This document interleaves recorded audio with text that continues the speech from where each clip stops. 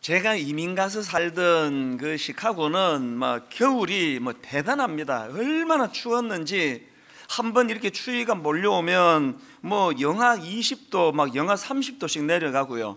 또 시카고는 그 호수를 끼고 있어가지고 바람이 막 얼마나 세게 부는지, 그래서 이 체감 온도가 영하 40도씩 아주 심할 때는 한 50도까지 내려간 기억도 있습니다. 처음에 이민 가가지고 차도 없는데, 이야, 이 대단하더라고요. 이제 아침에 이제 일 가려고 딱 샤워를 하고 문을 딱 열고 나가면은 물기가 남아있는 이 머리가 어는 게 느껴져요. 머리카락이 다 얼고요. 코 안이 얼어요.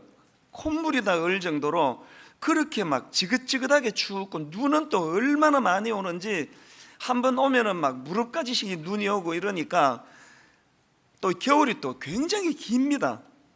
그래서 많은 분들이 이제 시카고의 그 지루하고 긴 겨울을 보내고 나면 따뜻한 LA로 그렇게 이사 갔다는 소식을 종종 들었습니다.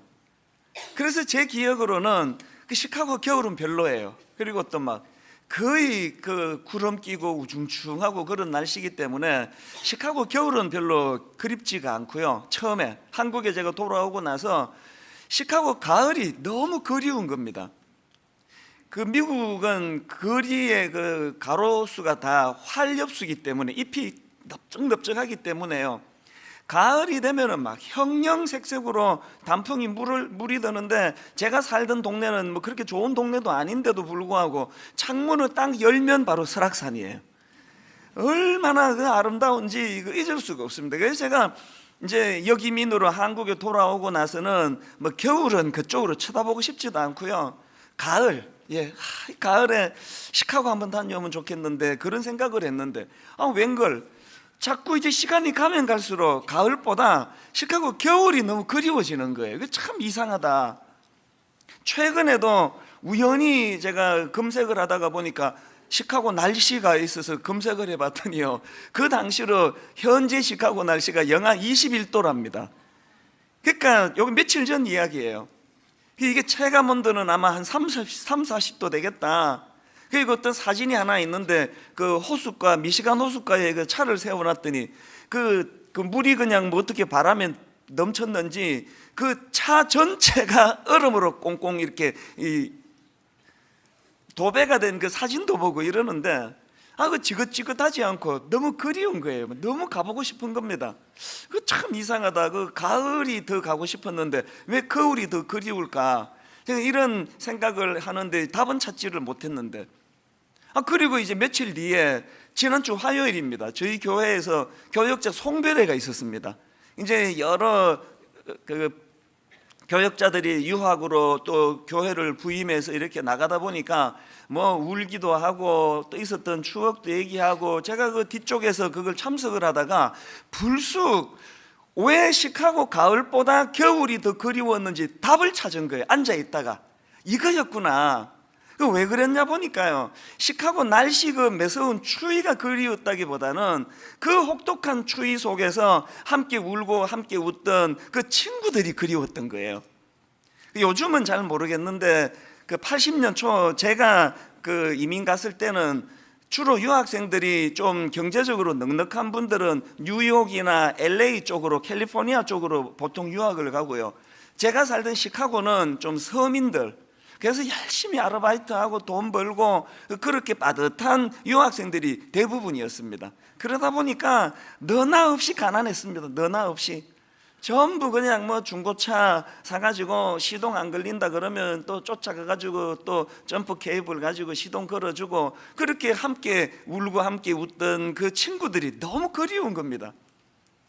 제가 이제 우리 교회 교역자 송별회 지난 화요일을 하는데 뒤에 앉아 있으면서 자꾸 무슨 생각이 드는가 하니까, 함께 울고 함께 웃던 그 친구들이, 그 유학생들이 너무 보고 싶은 겁니다. 그래서 마음에 정말 그 20년 전으로 하루만 다녀오면 좋겠다. 하루만.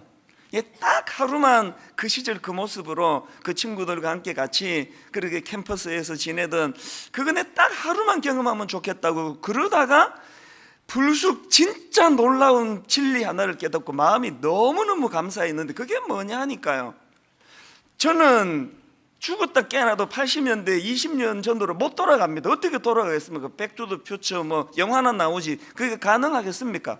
이거 절대 불가능한 일이지만 20년 뒤에 오늘을 생각하면 이게 20년 뒤에 그렇게 그리워서 죽어도 못 돌아갈 그 기적의 날이 이게 바로 오늘이구나. 이 생각이 탁 마음에 와닿으니까 눈물이 핑 돌고 너무 감격적인 거예요. 우리는 지금 너무 흔해가지고요, 뭐 마음만 먹으면 뭐 언제든지 만나고 뭐 이러다 보니까 이게 귀한 걸 모르지만 오늘 이 순간이 또 흘러가고 20년이 지나면 그 시절로 하루만 돌아가면 좋겠다고 소원하는 그 기적의 날이 오늘 우리가 살아가는 이 시간이고 오늘 우리가 너무나 쉽게 만나는 저와 여러분들이라는 거예요. 그래서 이 만남이 너무 소중하구나. 그래서 제가 마음이 참 감사했는데요, 어제 저녁에 이제 이렇게 설교 준비를 하다가 이제 너무 피곤해서 알람 맞춰놓고 이제 잠깐 눈 붙이고 이제 새벽에 일어나서 설교하자. 그리고 잠자리에 들어갔는데 제가 악몽을 꾼 거예요. 생생합니다. 무슨 악몽이었나? 이제 이런 준비를 하다가 이제 잠자리에 들어가서 그랬겠죠. 꿈에 최근에 이제 우리 교회에 있다가 그 다른 교회로 담임 목사로 부임해간 그 송대진 목사님이 있지 않습니까? 꿈에 제가 당회를 하는데 우리 장로님들한테 무슨 제안을 했냐 하니까 장로님, 우리가 1만 성도 파송 운동을 해야 되는데 제부터 실천하겠습니다. 그래서 우리 송대진 목사하고 교회를 바꾸기로 했습니다. 그래서 저는 이제 내일부터 그 교회로 가고 송대진 목사님이 우리 교회 이제 담임 목사가 되기로 했습니다. 그랬더니 장로님들이 하나같이 좋은 생각입니다, 잘 결정했다는 거예요. 그 제가 그때까지도 좋게 생각을 했는데 이제 그리고 뭐 꿈이니까요, 뭐 여기 갔다 저기 갔다 그러면서 갑자기 이게 꿈도 아니고 현실도 아니면서 막 슬픔이 밀려오는 거예요. 이제 내가 분당 우리 교회를 다시 못 간다는 뜻인가? 이제 이 강단에서 설교를 이제 나 더 이상 할 수 없다는 건가? 내가 왜 그런 쓸데없는 제안을 했지? 이거 어떻게 되돌리지? 너무 마음이 그 꿈인데도 불구하고 또 이게 좀 꿈이라는 느낌도 어렴풋이 드는데도 너무 슬픈 거예요. 그 제가 또 꿈이니까 또 송대진 목사 만나가지고 이거 둘은 물르면 안 될까? 막 이런 부탁도 했다가 막 우왕좌왕 하다가 알람 소리 듣기도 전에 제가 잠이 깬 거예요. 새벽에 3시 좀 넘어가지고 눈이 떠졌는데요, 그 감사를 여러분 모르실 거예요. 아직 이게 내가 기회가 있는 거구나. 이번 주일에도 내가 설교할 수 있고 내년에도 제가 여전히 분당 우리 교회 담임 목사로서 내가 연장이 되는 거구나. 오늘 새벽에 막 그 감격이 너무 밀려오는 거예요. 무슨 말씀을 드리고 싶은가 하면요, 우리에게 가장 소중한 건, 저에게 가장 소중한 건 80년대 시카고 겨울이 아니에요. 오늘 저에게 가장 소중한 건 오늘 이 하루예요. 내게 가장 소중했던 건 20년 전에 만났던 그 친구들도 소중하지만 마음만 먹으면 만날 수 있는 여러분이 내게 너무너무 소중하구나. 이걸 오늘 꿈을 통해서 제가 깨닫고 나니까 너무 감사가 나오는 겁니다. 오늘 본문 빌립보서를 이런 관점으로 들여다볼 수가 있는데요, 지금 빌립보서를 기록한 바울은 감옥에 있습니다. 복음을 전하다가 감옥에 있는데 바울이 그 감옥 바깥에 있는 빌립보 교회 성도들을 막 얼마나 그리워하는지 모릅니다. 빌립보서 1장 7절을 세 번역으로 보니까 그 마음이 참 와닿는 것 같습니다. 내가 여러분 모두를 이렇게 생각하는 것은, 바울이 지금 고백하는 거예요. 내가 여러분 모두를 이렇게 생각하는 것은 나로서는 당연한 일입니다. 내가 여러분을 내 마음에 간직하고 있기 때문입니다. 그 다음 8절에도 내가 그리스도 예수의 심정으로 여러분 모두를 얼마나 그리워하고 있는지는 하나님께서 증언하여 주십니다. 여러분 바울의 심정이 느껴지십니까? 내가 지금 복음 전하다 감옥에 갇혀서 다른 건 별로 불편한 게 없는데 여러분들이 너무 보고 싶습니다. 여러분이 너무너무 그립습니다. 그렇게 그 만남의 축복을 소중히 여기면서 빌립보 교회를 그리워하는 바울 입장에서 너무 가슴 아픈 소리가 자꾸 들리는 거예요. 이 빌립보 교회 성도들이 하나 되지 못하고 자꾸 마음이 갈라지고 분열되고 있다는 겁니다. 그래서 그 2장 2절에 보면은 이런 말씀이 나옵니다. 마음을 같이하여 같은 사랑을 가지고 뜻을 합하여 한 마음을 품어.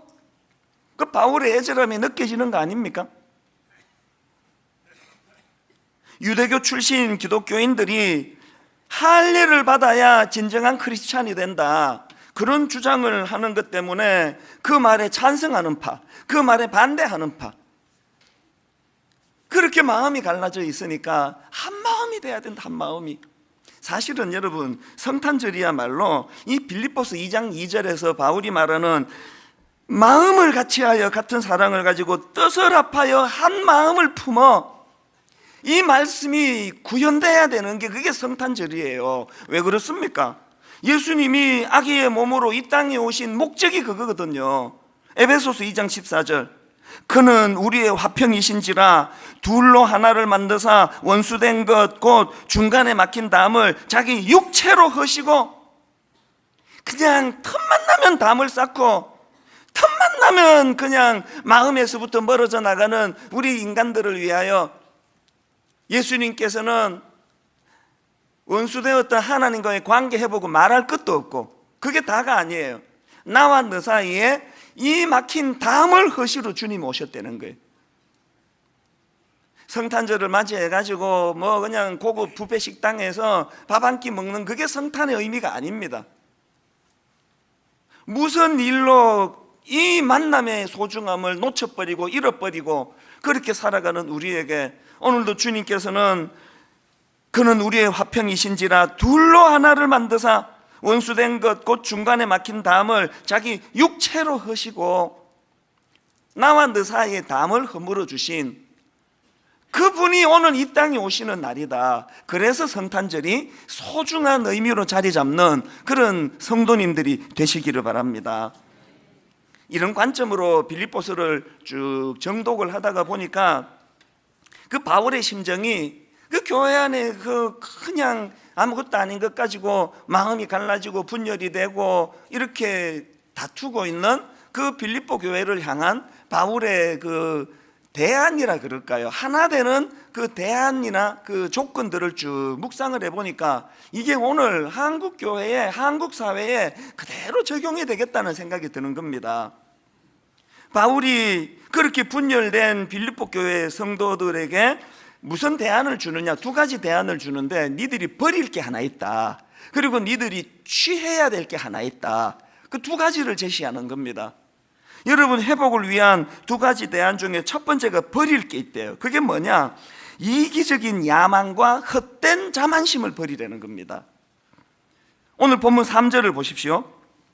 아무 일에든지 다툼이나 허영으로 하지 말고 오직 겸손한 마음으로 각각 자기보다 남을 낮게 여기고, 여기 나오는 다툼과 허영을 버리라 그러는데요, 영어 성경을 제가 보니까 이 다툼이라는 이 단어를 selfish ambition이라고 표현하는 겁니다.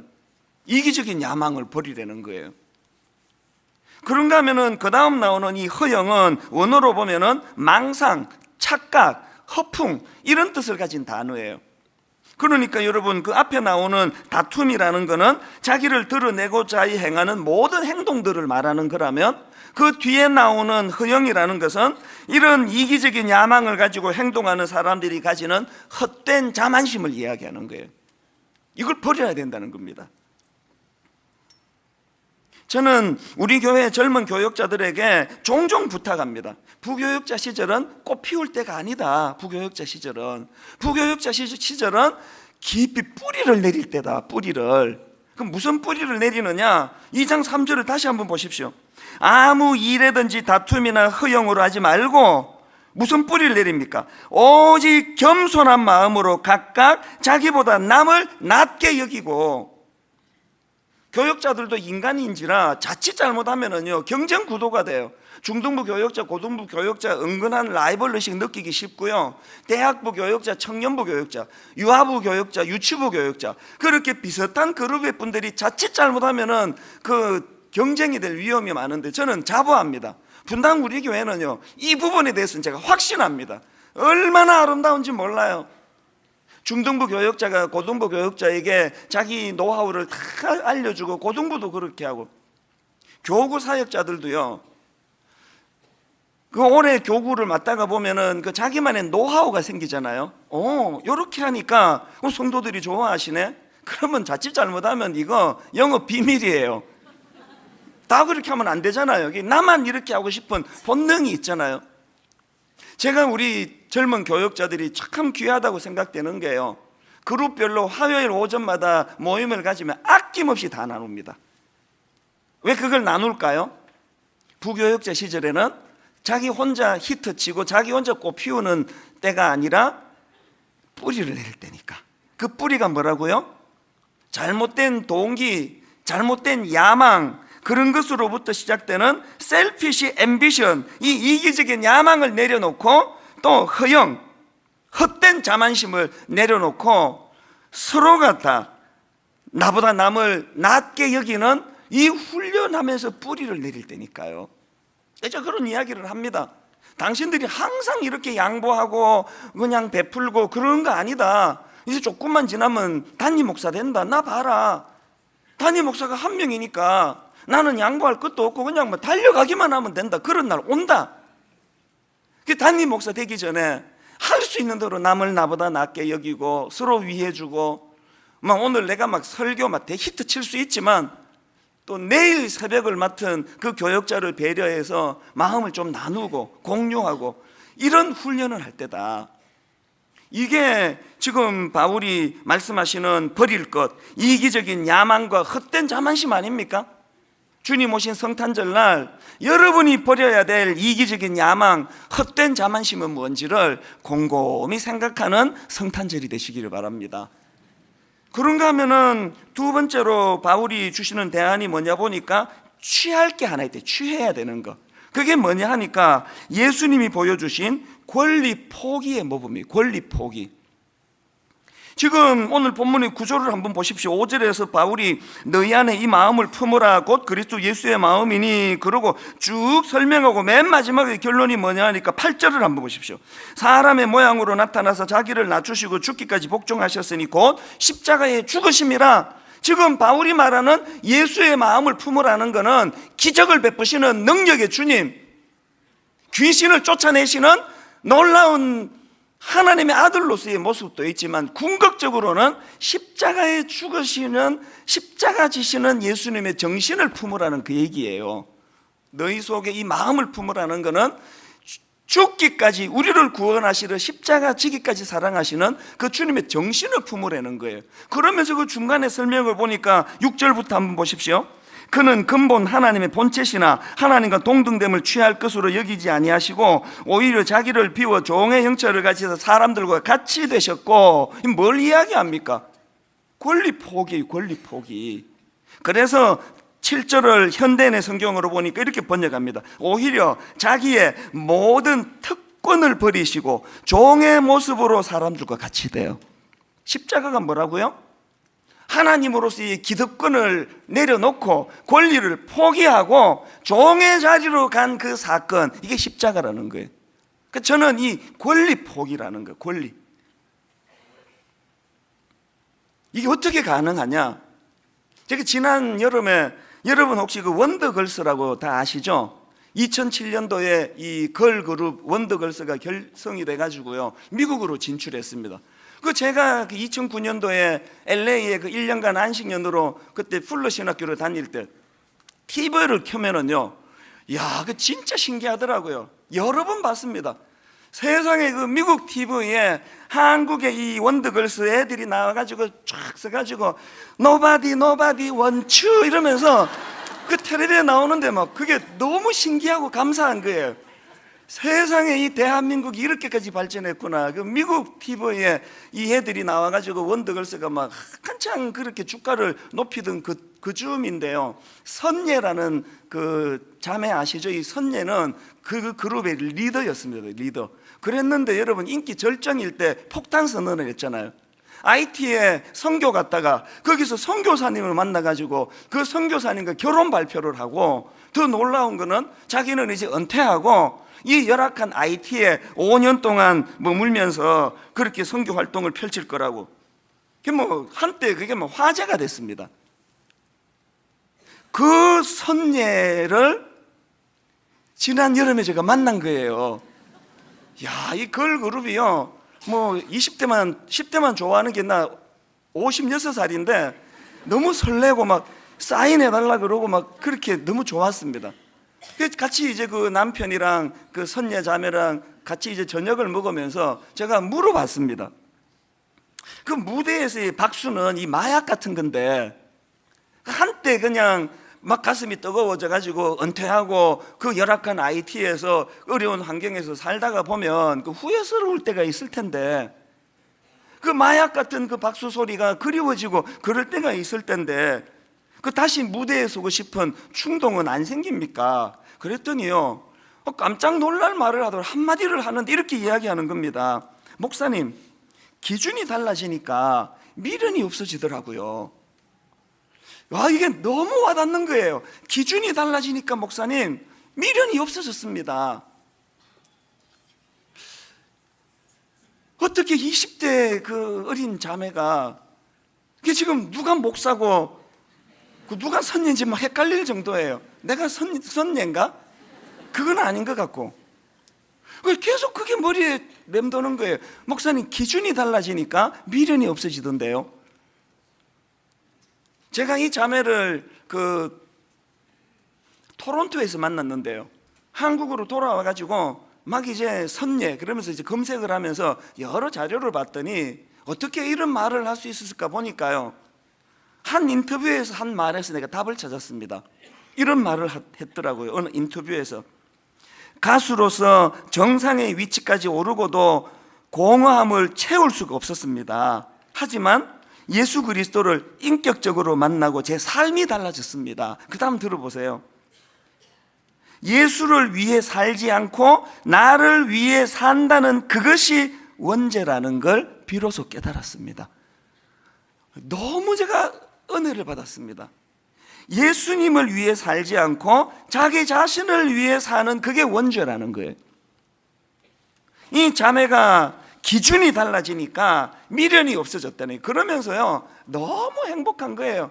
벌써 그때 제가 이 선녀 자매를 만날 때 둘째 아기를 낳은 직후예요. 세상에 그냥 그 유명한 연예인이 다른 그 아이 모유를 먹이는데요, 다른 공간이 없으니까요, 사람 북적북적거리는데 한 기퉁이에서 그 돌아서서 그렇게 모유를 먹이는데 그 모습이 말로 표현할 수 없이 그게 아름다운 거예요. 그 왜 그렇게 아름다운가 보니까 이 자매는요, 십자가의 정신인 권리 포기가 뭔지를 경험한 사람이잖아요. 이 권리 포기. 여러분, 그리스도인으로서 이 권리 포기가 뭔지를 아세요? 왕자였던 요나단이 자기는 권력을 가지는 게 우선순위였다면요, 다윗하고 벌써 원수됐습니다. 라이벌 아닙니까?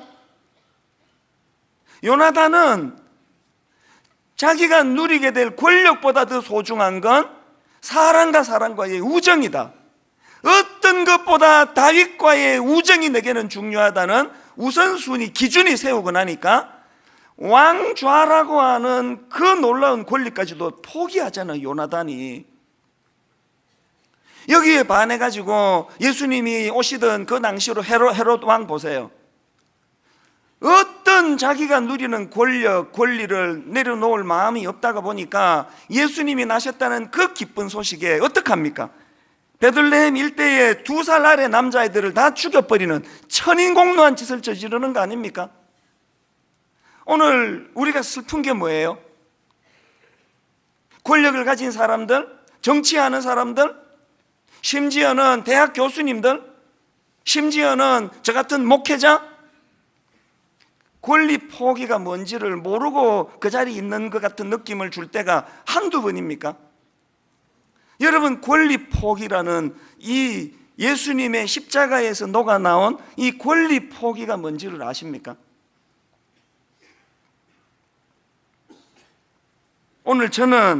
오늘 여러분은 지금 요나단의 길을 가고 있습니까? 헤롯 왕의 길을 가고 있습니까? 내 이 권리를 뺏기지 않기 위해서는 그 어린 아이들의 생명을 죽이는 것조차도 기꺼이 그건 감수해야 된다는 이런 가치관이 온 세상을 지금 팽배하고 있는 거 아닙니까? 이 연말에 크리스마스 정신이 다 죽어버렸다 할 정도로 온 나라가 지금 우울하게 된 근원적인 출발이 여기에 있는 거 아닙니까? 대통령 바뀌면 나라가 바뀌어질까요? 저는 현직 대통령도 슬프지만요, 그 다음에 이 사람이다라고 이제는 내가 확신한다는 그런 지도자가 잘 안 보이는 게 더 슬픕니다. 그러면서 저 같은 목사들이 보여주는 입만 살아있는 권리 포기가 모르는 그 모습이 부끄러울 뿐이에요. 주님 오신 성탄절날 깊이 자기를 돌아보며 나는 그리스도가 보여주신 권리 포기의 모범을 어느 정도 나는 이루어가고 있는가? 그럼 좀 더 구체적으로 어떻게 하면 좋습니까? 우리도 예수님처럼 권리 포기의 삶을 구현하기 위해서 본문에서 저는 실천할 수 있는 두 가지를 발견하는데 그 중에 하나가 뭐냐? 스스로를 낮추는 거예요. 스스로를 낮추는 거. 8절을 보십시오. 사람의 모양으로 나타나서 자기를 낮추시고, 여러분 한번 생각해 보세요. 하나님이신 그분이 그 몸도 못 가누는 아기의 몸으로 오셨다는 것 자체가 너무 어색한 거 아닙니까? 이거 너무 어색한 거 아닙니까? 제가 깨달은 게 뭔가 하면은요, 우리가 말이에요, 우리 스스로를 낮추되 우리 스스로가 낮아지되 어디까지 낮아져야 된다고요? 어색하기까지 낮아져요. 어색하기까지. 그래서 나 이 정도면 충분히 나 낮아졌어라고, 나 이 정도면 충분히 겸손해라고 하는 것보다 더 낮아져야 돼요. 이 정도면 나 충분히 낮아졌어라는 것보다 더 많이 낮아져야 돼요. 그래서 저는 마음에 결심을 하는 게 뭐냐, 목사님, 하나님, 제가 새해에는 내 진짜 낮아지기를 한번 애써 보겠습니다. 어떻게까지? 사람들이 저보고요, 아이고 저것도 이찬수 목사 또 쇼하고 자빠졌네. 저게 쇼야, 저게 본심 아니야. 사람들이 이렇게 비아냥거릴 수 있는 데까지 낮아져 보기를 원한다. 어떻게 하면 좋겠는지 좀 가르쳐 주세요. 여러분 시키는 대로 하겠습니다. 송대진 목사하고 교회 바꾸라는 소리만 안 하시면 근데 이제 뭐든지 다 하겠습니다. 여러분 새해에 이 성탄절의 정신을 살려내기 위하여 여러분 이미 이 정도면 나 충분히 낮아졌으라는 것보다 더 낮아지는 자리로 가시는 저와 여러분 되시기를 바랍니다. 또 한 가지, 여러분 권리 포기하신 주님을 본받기 위해서 노력해야 되는 게 뭐냐? 죽기까지 복종이에요. 죽기까지 복종 훈련. 8절, 사람의 모양으로 나타나서 자기를 낮추시고 죽기까지 복종하셨으니 곧 십자가에 죽으심이라. 제가 이 8절에서 깨달은 게 뭐냐, 죄성을 가진 우리는요, 시간 지나면 저절로 겸손해지는 게 아니에요. 시간 지나면 저절로 겸손해지는 게 아니라 어떻게 해야 겸손해진다고? 죽기까지 복종해야 돼. 죽기까지. 그러면 이 정도면 나 충분히 난 복종한다고 생각하는 것보다 더 복종해야 돼요. 난 아예 그냥 주님이 시키시면 죽음 직전까지라도 나는 복종할 수 있다. 저도 안 되고 여러분도 안 돼요. 그러니까 하나님의 은혜를 구해야죠. 여러분, 우리가 이런 몸부림을 통해서 성탄절날 예수님이 보여주신 이 권리 포기의 정신을 구현해내는 저와 여러분 되시기를 바랍니다. 제가 이렇게 설교를 마치고요, 준비를 마치고 오늘 새벽에 홈페이지에 딱 들어갔더니 어떤 분이 이런 글을 썼어요. 제목이 이렇습니다. 성탄절 이브에 다녀왔습니다. 딱 감이 오시죠? 어떤 글인지. 두 부부가요, 마트에서 장을 보고 저녁에 애들하고 같이 두 군데를 다녀왔습니다. 소방서를 다녀오고 경찰 지구대를 다녀왔습니다. 정성껏 준비한 음식을 내놓고 경찰서에 갔더니요, 그 경찰관의 그 간부가 이렇게 말하시더래요. 혹시 교회 다니세요? 요즘은 이런 일이 없어서요. 그래가지고 그 예수 믿는 경찰관이 부탁해가지고 통성으로 그 경찰들을 위하여 축복 기도하고 그렇게 왔다는 겁니다. 우리가 추구하는 리본이 뭡니까? 지난 한 주 내내 어떤 가족은, 어떤 다락방 식구는, 어떤 부서는 복지관을 찾아가고 노숙인들 식사 대접을 하고 경찰서를 가고 지역 아동센터를 방문하고, 아까 조금 전에 일부 예배 때 여러분 우리 신흥종합복지관 지역 아동센터 애들이 나와가지고 특송을 했는데요, 마음이 뭉클하더라고요.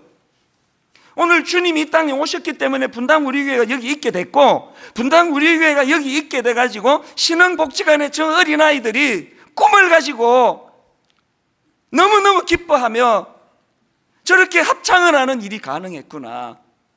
이걸 구현해내는 게 교회인 줄로 믿습니다. 오늘 결론은 여러분 영상을 하나 보시는 것으로, 그리고 또 현장을 방문하신 분 중에 한 분을 제가 모셔서 사례 발표를 좀 부탁을 드렸는데요, 우리 먼저 영상을 같이 한번 보시겠습니다.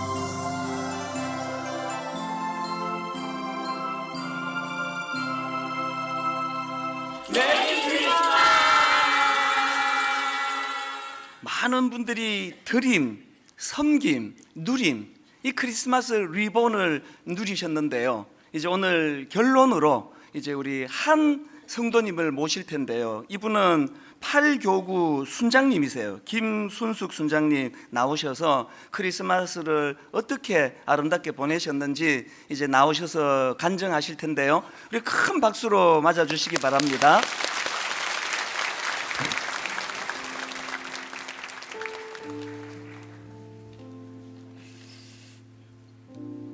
안녕하세요. 리본을 잘 체험한 임해촌 팔려 다락방 순장 김순숙입니다. 우리 다락방 한 순원이 올려준 다락방 리본 체험기를 제가 소개해드리겠습니다. 제목은 오, 이 다락방 리본 좀 멜 줄 아는데 입니다. 빨간 리본 주머니를 받고는 교회의 거룩한 집요함과 거룩한 발버둥에 역시 우리 교회 짱을 속으로 외쳤습니다. 그리고 리본 캠페인의 취지를 알고 목사님의 설명을 듣고는 어찌 보면 리본 캠페인은 우리 모두가 알면서도 지키지 못한, 그리고 살짝 눈을 감고 세상과 흠뻑 취하고 싶은 성도들에게 일침을 가하는 해해진 영혼에 울리는 강한 메시지였습니다. 그래서 저는 리본 캠페인을 신앙인들의 어두운 눈을 뜨게 하고 세상과 구별시키는 아름답고도 멋있는 교회의 거룩한 작전이라고 생각했습니다. 성도로서 한 마음으로 실천해야겠다고 다짐도 했고요. 우리 다락방은 봉사할 리스트가 적힌 별지를 받아들고 어디가 좋을까 고민을 했습니다.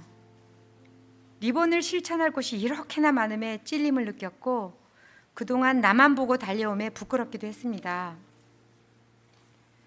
우리 다락방은 동네 소방서에 우리가 쿠키를 직접 굽고 교회 전도지에 짧게 축복의 메시지를 적고 전달하기로 결론을 내렸어요.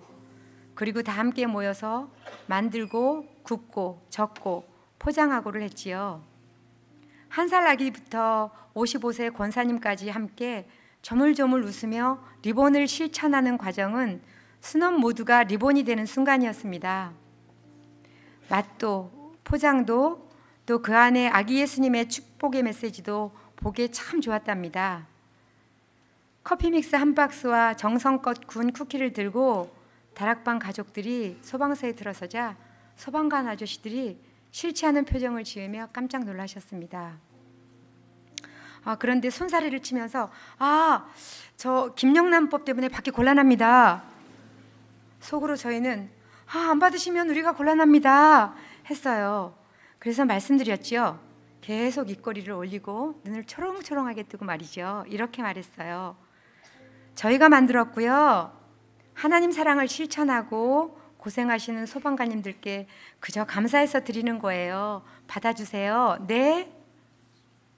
멋졌고 다소 감동받은 모습으로 쿠키와 전도지는 받으셨고요. 커피 믹스 한 박스는 정중하게 사용하셨습니다. 위험한 곳 마다 않고 달려가시는 멋진 소방관님과 한컷 찍고 싶었는데 조심스러워하셔서 저희 마음속에 찰칵찰칵 남기고 하나님께 전송하였습니다. 소방서를 나오며 몇 시간씩 투자하고 아이를 돌보며 굽고 했으니 지칠 것도 같은데 이상하게 마음속에 무엇인가 모를 힘이 불끈불끈 기쁨이 차올랐습니다. 한마음으로 리본해준 순원들에 대한 고마움, 리본 캠페인의 기쁨으로 순종했다는 성도로서의 자부심, 무엇보다 우리를 리본하게 하시는 하나님께 감사함, 이것이 리본 캠페인의 목적이구나 깨닫고 누리게 된 과정이었죠. 아직도 우리는 리본에 대한 배가 고프네요.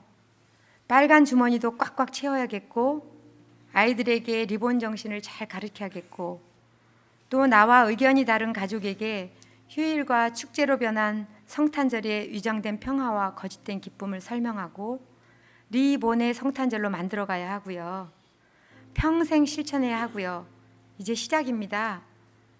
더불어 교회에서 나눠준 빨간 주머니 채워내기를 위해 거실벽에 붙여놓았습니다. 오가다 간식 먹고 싶은 거 꾹 참고 몇 푼, 혹시 감명받은 남편이 넣어줄지도 모를 비상금 등과 우리 가족 모두의 한마음을 담아 성탄절 예배 드리겠습니다. 우리 함께 드림, 섬김, 누림의 성탄절 매해마다 지켜냅시다.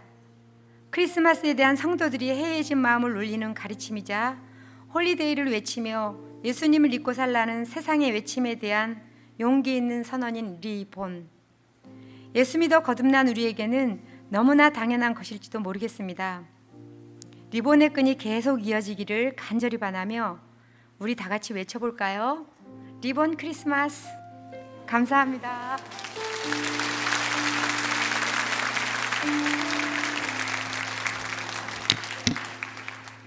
여러분들이 애쓰셨는데 한 분만 말씀을 전해서 너무 아쉽긴 한데 시간 때문에 또 게시판에 많은 글들을 올려주시고 또 나누시기를 바랍니다.